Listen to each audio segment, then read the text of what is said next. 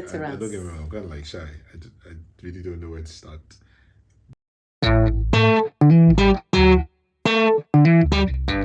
Hi guys, my name is Ruth, as you all know, and I'm here with someone special, as you can see, in all his glory. Oh. I'd like to pause this video here to say welcome if you're here for the first time. Please stop this video and follow the link to watch part 1.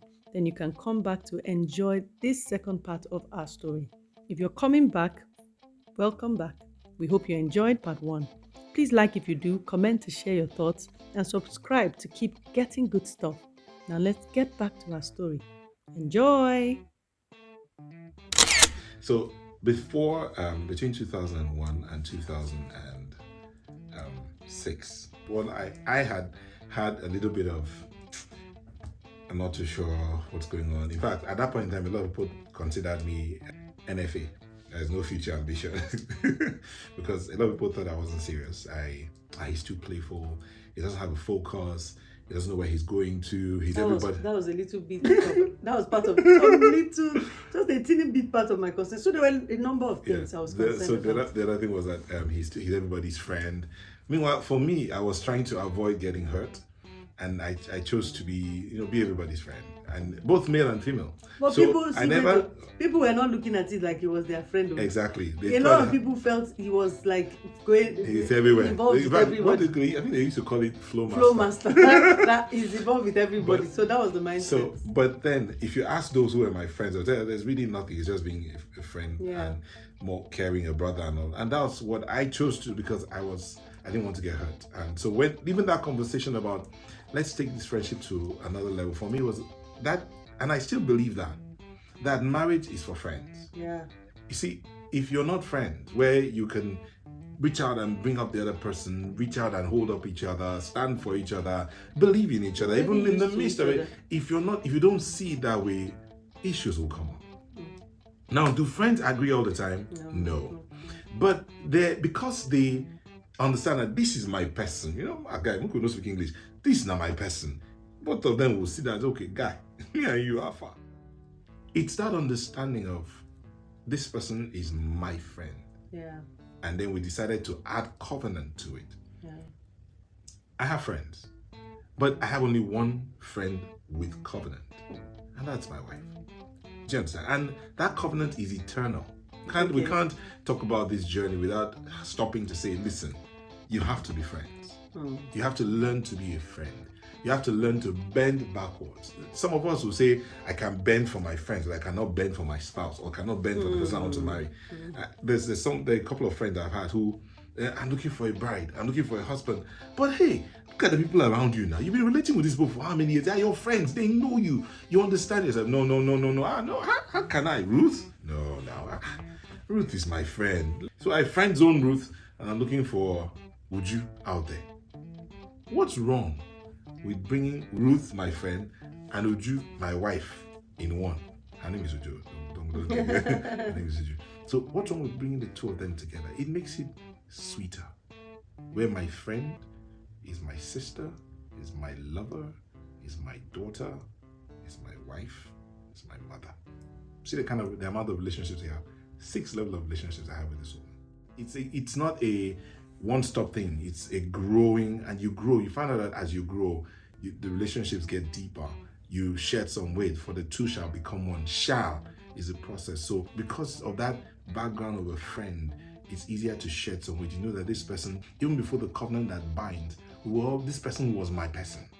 What basically we're saying is that there's a process we went through. There's a journey we had together. And that journey was like building up a foundation of what we're experiencing in marriage. So there's really something in going through a journey together, and that can add up. And it's very important to have that add up. So we have the long history of, it was close to 10 years knowing ourselves before we finally, because we met first in 98. 97. And 97. No. Yeah, towards the end of 97 Yeah. into 98. And then we now made the decision and got engaged in 2008. So there was a full decade of ups and downs. that happened. We started Understanding. and stopped like 3 times. Yeah, but getting to understand and getting to really clarify this thing between us, because I felt I had to be sure what I was going into, and because there was up and down, there was a final one where I said, I'm not sure this is for us. I still had some doubts. What were my doubts were that issue of knowing so much about this person and feeling like all you know about this person is not good for you. So I wasn't so sure about all the things I knew, and I was like at that point where I said, please, I don't want to just hold on to you and play with. So if you have someone you're not sure of, don't play with people's hearts. It's good to just let go, and if someone is for you, they'll come back. I believe that to an extent, but that's just when you're sure that you're not just cooking up a reason. Don't form for people, don't do all that. But I was genuinely not sure. And because I saw him as my brother, this person, I can't do anything, really. So I felt, why would I just be holding on to you if I'm not sure of us being together? Why would I hold on to you and then deny another person? That was, from my heart, that was it. To me, it just was the best for him at that point. So he moved on. He moved on. They had one. On my knee. So he moved on, and me, I was like on my own, my own solo, with the Lord. I was like, Father, I will serve you to the end, I was that. But around that 2008, it started getting very urgent in my spirit that, something was about to happen.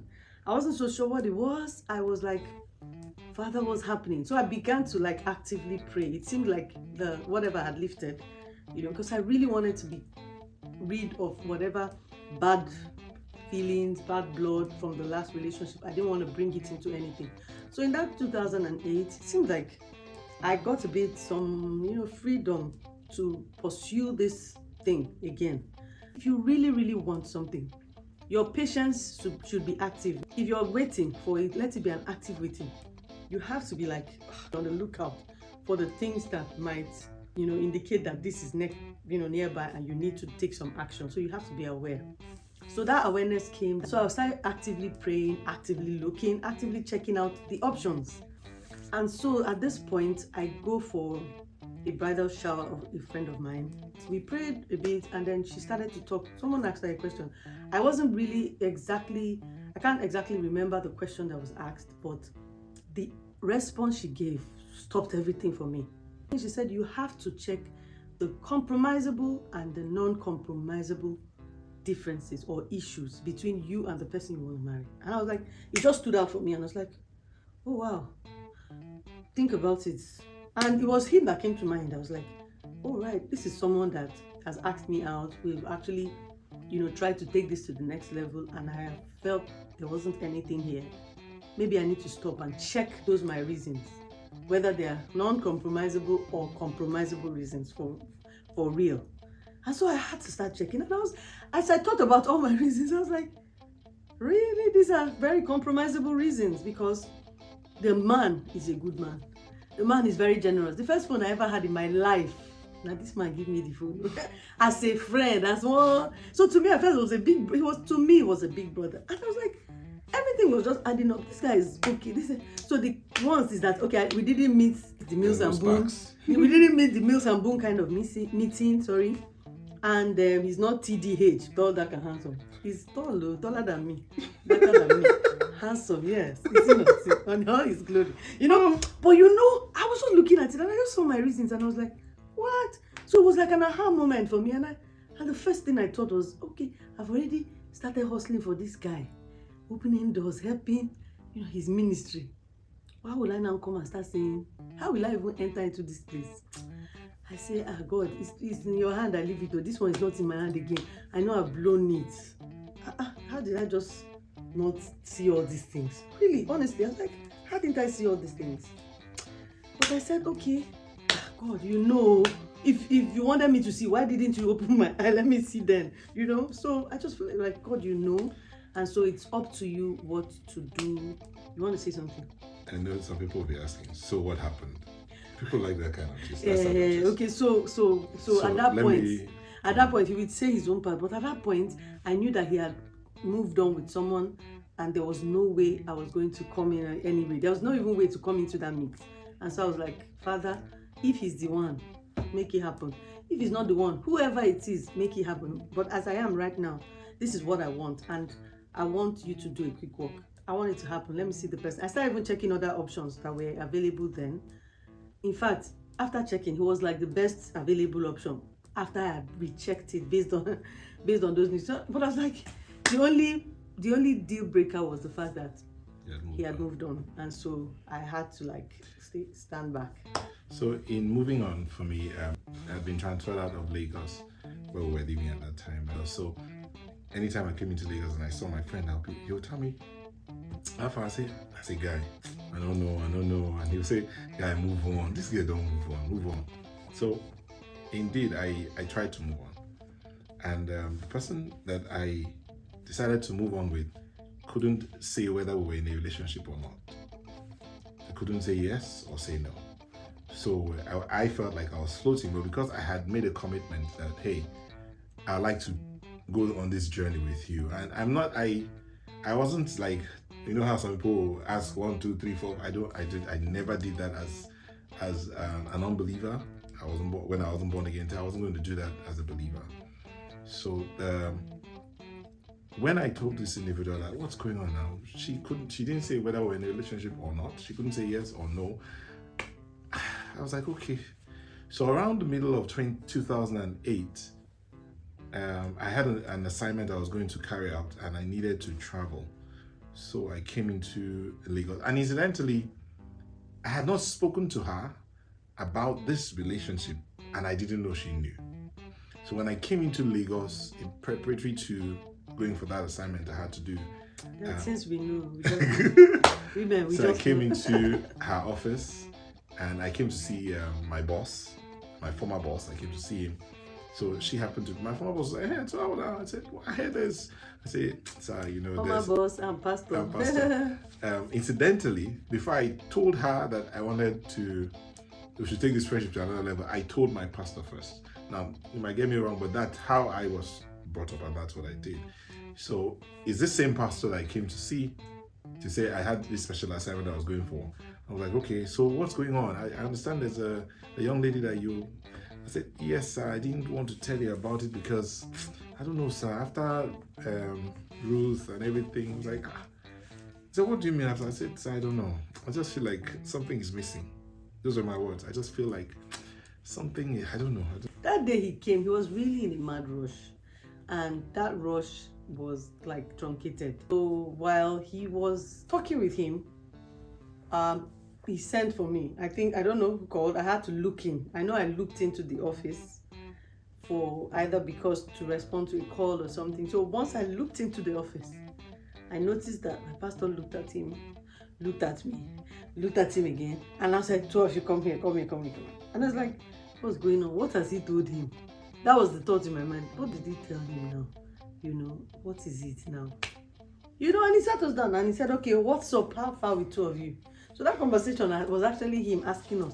So it's also good that, like he telling someone, that accountability is really great, because such things like it exposes whatever it is that is in secret. When it comes open, people are forced to give it attention, look into it. So sat down, had the conversation, and all the full story is in the book, so you can read the full story. But really, after that conversation, there was questions asked.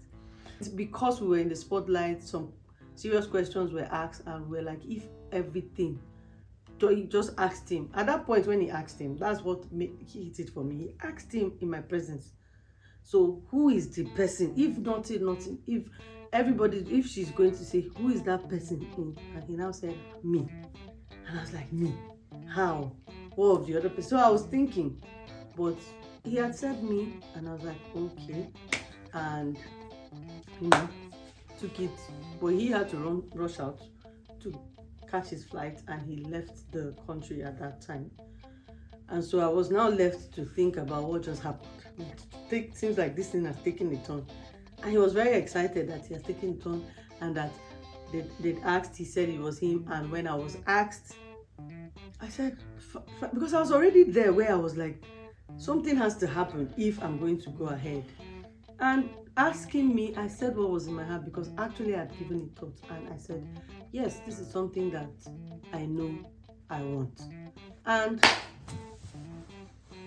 he traveled. Okay. He traveled, came back, and proposed, and that is how we began our journey. 2008, 2009.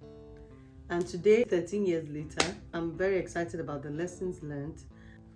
13 years later, for me, it's like a new beginning, and there is no stopping it. We've started a journey, and we'll get to the end of it. But it's a learning curve. As I said earlier, marriage is not a destination, it's a journey. It's a journey. We'll work it together, and we will get there because we are committed to each other.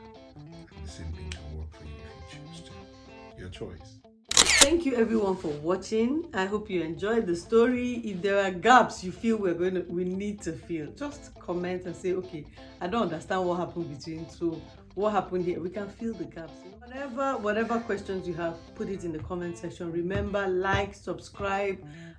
This is the place where sugar meets spice, and we give sound advice for life. I hope you enjoyed this time together. We're going to try to make more videos together. See how he's shutting me up. He's not Bye. Bye. Bye. Bye everyone. See you. I love you.